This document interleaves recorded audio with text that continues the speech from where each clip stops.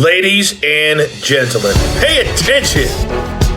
This is your boy, the coach from the WWE. I would like to welcome you to the very first wrestling podcast in the world to take you on a weekly deep dive into classic matches along with legends of the squared circle. Enjoy the discussion. Enjoy the back and forth. There's so much to get into.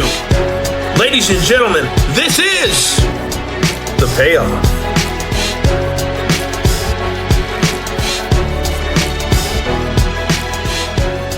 Welcome to an all-new episode of The Payoff. I'm Tom. That's Jeff. King of the Ring 1994. I'm excited to cover this one. But, Jeff, how are you doing? Not too bad, man. Good things happening, just kind of hanging out, enjoying wrestling. We're kind of, again, in the middle of things. We got Money in the Bank coming up. We got just, Watch It or Not, Forbidden Doors coming up. We got an NXT show coming up. Like, just all kinds of things happen. Before we know it, it's going to be SummerSlam. And before we know it, it'll be in Vegas. So, just kind of crazy things happening around here. Yeah. So, as much as, I know you and I both enjoy a nice late April trip to Minnesota. Not surprised that went a different direction there, but we'll talk about that later. But yeah, this is just exciting one to cover. Yeah, how did this one come up on your radar? Were you looking for King of the Ring matches, or? I think I was a little bit, especially after the Saudi show and King of the Ring, and then part of this was just we're a little late here, but I wanted to get him on the calendar. Late May 1999 was actually when Owen died. And so just trying to get one of we have a couple Owen matches actually over the next couple of weeks, and both King of the Ring and then a Monday night match with Sean. But just ones that, I felt like we hadn't covered an Owen match in a while. This was an interesting time as well, too, to kind of get into this and talk about it as well. And so I feel like, we've been talking over the last couple of weeks, like, some, wrestlers to give a little bit more attention to. And, we covered Razor a bit, but Owen, I wanted to make sure we covered the big ones with Brett. But wanted to make sure that this was the one that we were covering today, though. Okay, well, let's get into the build. Oh, it's time for the build. All right, so we're King of the Ring 1994. We have covered a match on this show before. We actually covered the Owen Hart and 1, 2, 3 Kid match, if you remember. Mm-hmm. So I'll fly through this. Razor defeats Bam Bam. IRS defeats Mabel. Owen defeats Tatanka. 1, 2, 3 Kid defeats Jeff Jarrett. So there are your 4 quarterfinal matches. 8 minutes, 5 minutes, 8 minutes, and 4 minutes. Then the 1, 2, 3 Kid is, then Diesel is going to defeat Bret Hart by DQ in a champion versus champion match. I don't know why during this, I feel like they love this like IC versus WWF champion match. Yeah. I know they did it with Shawn and Bret at one point. They did that, which I never really understood because I don't know. Just have your IC champ look good. Like those should be 2 separate matches, especially when you don't even have a logical finish. Like all you're doing here is doing a DQ. So anyways, we have Diesel and Brett. They would face off many times, but kind of wedged in the middle of the show. Razor is going to defeat IRS in a semifinal match. And then Owen Hart is going to defeat the 1, 2, 3 Kid in a fantastic 3-minute match. If you can believe that, go back and watch it. All right, 3 matches left. Head Shrinkers are going to retain their tag team championships against Crush and Yokozuna. Head Shrinkers, part of the Bloodline. I saw recently I saw it the other. I don't think I said it to you, but there was talk at one point of putting Rikishi together with a few other folks, and it would have been like a Bloodline thing, like back in like 2000, and kind of hard to believe they never, especially during like the faction era, they never made a faction before. Really hard to believe. And then our second to last match is the match we're going to cover. And then the main event, which was a horrible match, was Roddy Piper defeating Jerry Lawler in 12 minutes. I went back and watched that one. it was really bad. So I just found it interesting too, Jeff, that like keep in mind 1994, like at this point, Randy Savage was put out the pasture because he was too old. Hulk Hogan was basically put out the pasture because he was too old, right? So like Vince does the young thing, but then, he still has Roddy Piper headlining a pay-per-view against Jerry Lawler. So I know that, it kind of all worked out. We got the NWO and stuff, but there is a part of me, just the Hulkamaniac and the, Macho Man fan in me, and even the Ultimate Warrior fan in me that's like, I just wish these guys never would have left. I wish we would have, but again, I know that it all worked out the way it worked out. But I do find myself, it's funny. It's like the more we learn about Vince and, everything from his personal life to the way he booked shows to how he made decisions.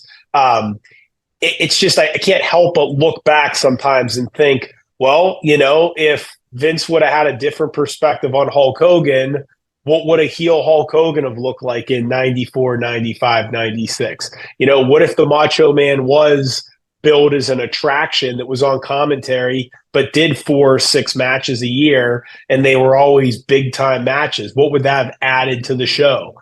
So I don't know. Just, it's always interesting. It's like I find myself second guessing so many things because of everything we know now, if that makes sense. Yeah, absolutely. Yeah, how it just kind of all plays out. This one was interesting too. You covered, kind of the quarterfinals in this one, but I'll just kind of get into how these two got into this match. We'll start with Owen Hart was actually supposed to wrestle Earthquake, and then Earthquake left the WWE, and so they actually, at the time, they showed like Yokozuna taking out Earthquake, and he had an injury, so that's why. So his opening round match was actually Owen's opening round match was actually against Doink the Clown, and so that's how he I say got qualified in the first round. And so some of that with names, so we had Quang, Scott Steiner, Doink, Crush, Lex Luger actually lost to Jeff Jarrett. It was a count out. And so, yeah, that's how he kept going. And so that was these first matches took place on TV. And then this was just a King of the Ring, a big stack show with like they 1, 2, 3, 4, 5, 6, 7 of these matches on this card were King of the Ring matches. And so Razor on the flip side of this, he beat Quang to enter the tournament, like no big deal. And of Quang, of course, being Savio Vega as well too. So just kind of interesting there. Yeah, like you said, it's really a weird card here. I guess this is how they were doing King of the Ring at the time, where they had all these different different matches on the card, whether the qualifiers and stuff like that. I think you could very easily, like, I watched the promo before the Piper Lawler match. I did not watch the match itself. And so just a lot of really weird build there. I don't know why you don't have Diesel Brett go as the main event, because every single match on this card was rated better than that main event match. And so just kind of weird there how they did it. It was just laid out very weird. But yeah, like you said, well, we covered that 1, 2, 3 kid match before, and that was a short one. This is about double the length on this one. So still a short one, but we're pushing 7 minutes on this one, but should be good nevertheless. Yeah, well, I'm pumped to cover this one. We are at the 2 hour and 7 minute mark of King of the Ring 1994, season 2, episode 1. King of the Ring 1994. Jeff, are you ready? Let's do it. All right. It's time for the payoff. Oh, it's time for the payoff. All right. So we're getting started here right away. Owen in the all pink, which I don't know. I thought that was kind of a cool look. I liked Absolutely. it. Yep. Razor looks like $1 million. The giant, huge man. Yeah, towering man. Yeah, crazy. To your point, I think so. A couple things. I think you don't end the world title. You don't end with the world title because of the DQ. I'm assuming. Okay. Yeah. Yeah. And so, but at the same time, like, you could have ended with this perhaps. I think ending with that match, I think they were trying to draw some money on the nostalgia. It's funny. This building is I mean, you can just see, it's funny. You'd never see this now. And I forgot to mention, this is the Baltimore Arena. And so, not like a major league facility, but it's, I mean, you can just see like how old it looks even in 1994.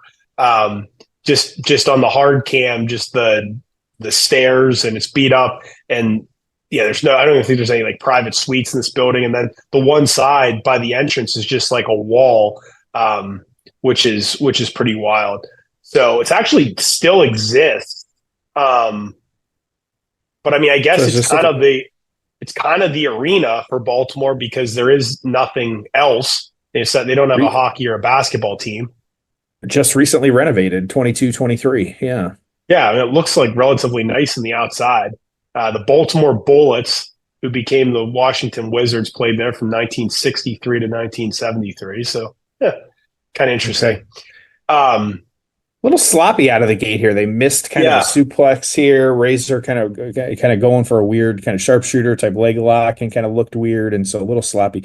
Yeah, I wonder too, like why this didn't main event, because they didn't want to end with a promo, like because of what we'll see happens after this one, and so yeah, just kind of weird, but yeah. Yeah, but I think you could have ended this with a Brett Owen face-off. You're building towards SummerSlam. I think in general, I think, tournaments don't work unless there's stakes. And at the same time, it's like, what do you do here? I mean, even if the King of the Ring winner got like an Intercontinental title shot or Intercontinental or US, of their choice, like maybe it's not a world title match, or maybe it is, but I just think these things need stakes. And, even in Brett wins it the first year and it's like, oh, it's the King of the Ring, but there were no stakes. This year, Owen, gets a title shot at SummerSlam, but he, I don't think he earned it because of this. Mabel, there was a world title shot tied to it, which was, and eventually, the Royal Rumble became a world title shot as well. So I don't know. I just think you need some stakes there for these things. Otherwise, it's like, and that's where I think you got to be careful with the King of the Ring. It's like it could mean something, and like it did for Brock, it did for Edge, it did for a lot of guys over the years, Austin obviously. But at the same time, it could also be a goofy heel with a crown. And it's gone back and forth over the years. And I just think if you're going to do this, make it mean something, give it stakes. And I like when, no offense to like Xavier Woods, but like I like when an up and comer wins it. I like when, an Owen Hart wins it to position him for a world championship. Or even Brett the year before, it was like, well, he's not champion now, but we want to make sure people know he is one of our top guys. So I'm going to talk about Money in the Bank and Survivor Series next week, actually, when the match we're covering there. So I'll kind of hold off on some comments with that. But I'm with you. I think back, though, to like you talk about stakes. Like I think it's really important because that was one that the best example I could think of. Ooh, hard slam there. Yeah, like kind of like a little like choke slam almost. Yeah, it was. With the stakes with Survivor Series, and it was actually Xavier Woods, like you said, that came up with the idea. Like the winning team gets the last 4 entries in the Royal Rumble, and the losing team is the first 4 entries. Like, add something to it. Like, I know that the MLB and the All-Star game is right. Well, it was wrong. I'm not gonna say right or wrong, but wrong when they were saying, home field advantage and shit like that. Like, that's the wrong way to do stakes. Just sloppy again too, kind of a weird kind of reversal flip there as well too. I don't know if it's because it's a razor size or what it is, but I'm with you, kind of making sure that it means something. Like King of the Ring, like I think the best example is the Andre the Giant Battle Royal Memorial. Like WrestleMania just happened. Do you remember who won it? I don't. Like no, I don't this year actually. Was it Bronson Reed? I think. I think so. I think it was Bronson Reed. But it just I think that's part of it, and so then he doesn't get the push either. So I don't know. It's just weird. But who won? Yeah, Bronson. Razor's going for the Razor's Edge here by the ropes, which makes no sense. By the ropes, stupid. Now he's gonna get dumped out. It's funny. I see Scott Hall often on people's list of like guys who should have been world champ. I don't know if I'd go that far. All right. So, oh man, Jim Neidhart coming out to help Razor Ramon. Yeah, with Owen, kind of taking him out here. Yep. Boom. Owen distracting the ref, not seeing anything going on here. So it kind of terribly dumps him back in the ring. Those anvil tights, those things are probably like 10 years old. They look like the ones he wore like in the 80s. All right, so Right. Owen Hart, what a beautiful elbow drop. I mean, Owen he's just so smooth. Oh, that's it. That's it. So Big he elbow wins drop with off the top elbow rope. drop after the Neidhart interference. That's it. There's your king of the ring. Wow. So Jim Neidhart helps. Now, do you recall had Neidhart been around or was he coming back? What was Um, so he had been around because he had helped Owen previously. Yes. So he just came out. He just wasn't with him.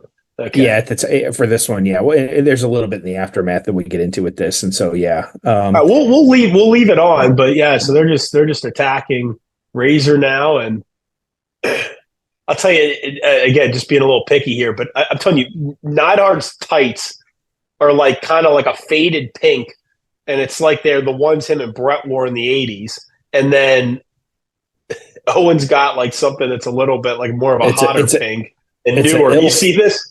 Yeah, it's an ill-fitting singlet too. Yeah, I feel like this wouldn't fly now.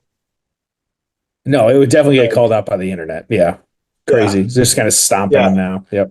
All right, so they're going after him. All right, let's get into the aftermath. Ho! It's time for the aftermath. All right, so short match. What'd you think here? Not what I expect. It was sloppier than I expected. You would have thought Really sloppy, right? Like it's just odd. I don't know. I mean, I guess I don't know. I mean, it's their third match of the night. You know, maybe like going in, working, stretching, work. I don't know. But really, yeah, you're right. Really sloppy. I don't know if I won't say that. Yeah, I think part of it could have been like you said, third match of the night. So it's just kind of like, it's tiring. You're kind of out there.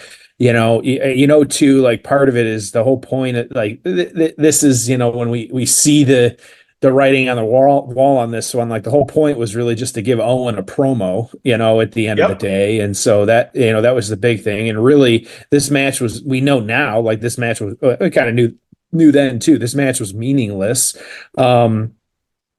And kind of getting into that. And so they ended up having a match at SummerSlam, and like you said, but yeah, just weird. And a lot more happened after that, but yeah. And you wonder, if there's, backstage stuff happening. It's just really weird. That's really the best way to kind of call it and go with it. But yeah, just unusual. So, this one though, yeah. So the aftermath on this, he had, of course, at this point, calling himself the King of Hearts anymore. He was the Rocket before this, and now it's the King of Hearts during the coronation ceremony. Which so good. I love King of Hearts. Yeah, which we will see shortly here. And so, really, like I said, the biggest thing was kind of, continuing the feud with Brett, even though we didn't have Brett with this one. And so, beat him at WrestleMania 10 and, replicating Brett's victory, from the year previous King of the Ring tournament. Now, you've got Owen winning it. And so they ended up having a steel cage match at SummerSlam. Brett won that one. But you had, the Anvil, who's standing with, Owen at this point too, supporting Owen. You had the Bulldog, Davey Boy Smith, in Brett's corner as well too, and so you had the feud with all of them as well, and attacking Brett in the cage after the fact. You had Owen and Neidhart doing that, and so yeah, just like you said, it was really a lot of it was I think that Owen was deserving, I will say that, but at the same time, like a lot, it was just to get to that match at the time. So you had that Razor on the flip side here, that SummerSlam, same card. Razor actually beating Diesel to win the Intercontinental Championship. That was his second time winning it. That was actually, again, continuing some other storylines here after Shawn hit Diesel with the Sweet Chin music. And so went on, though, at Survivor Series, all of these guys, you had the the bad guys, who was 1-2-3 Kid, Davey Boy Smith, the Head Shrinkers, taking and Razor, and then taking on the Teamsters, which was Shawn Michaels, Diesel, Owen Hart, and Jim Neidhart, and Jeff Jarrett. And Razor ended up being the sole survivor of that Survivor Series match. And so, just interesting. We know what some of the other stories are. Eventually, we get into the Click, and we'll talk about that later, and kind of other things happening behind the scenes. And so, yeah, just kind of interesting. But PWI, though, this 1994, you had Owen was number 10, Razor was number 7. Just kind of your standard write-ups on this one. You had 2 stars from the Torch on this one. And you had 2 stars from the Observer newsletter on this one. So, and like I said, they did a lot of good wrestling early and traded near falls. This match wasn't bad, but again, it was too short considering the purpose was this was an Impact match, and that theoretically these guys are good enough. And so, kind of interesting. And so, yeah, so double 2 stars on this one. We're watching, he's holding the scepter. He's getting the cloak right now, about to get the crown put on him. As we all know, that's an iconic shot. So double 2 stars. What are you thinking on this one, man?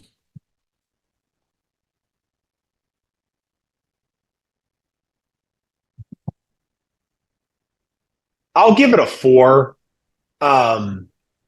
It wasn't bad.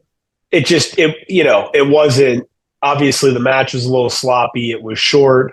I didn't hate it. I just didn't, but at the same time, we're putting Owen over. We're positioning him well for SummerSlam. It serves its purpose. We still have it on screen now. He's totally like hamming it up with the King of the Ring thing. He's just Great sitting shot. there smiling. Yeah, I mean, so it's like and again, I could probably go a little higher, but again, it was just like it just wasn't.